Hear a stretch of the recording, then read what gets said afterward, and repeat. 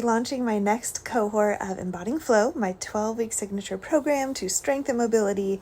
This is the manual. This is the PDF that you'll receive. It's 106 pages of goodness and education on flow state. We've got our non-negotiables. We've got our ground rules, calculating heart rate, journal entries, overcoming barriers, all the things, SMART goals, just a ton of just content that's really going to help you be successful in the program. And then we get into our beginner wave, our intermediate wave, and our advanced wave. We've got a nutrition section here and all sorts of just tracking, accountability logs, etc.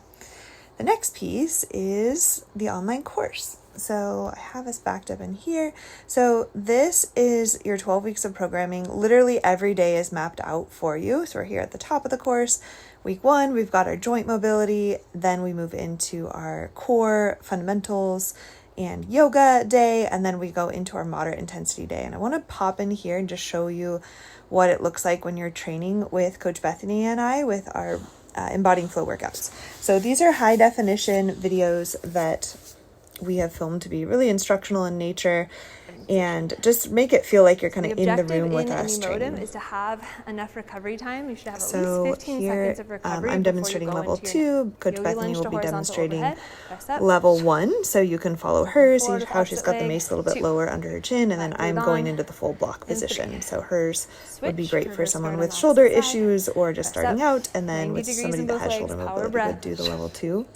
So each workout essentially has about 4-ish, sometimes 5 exercises with the mace, and then we're utilizing a different hip protocol. And then we'll save the flow for our week number 2 here. So the loaded flow looks like this.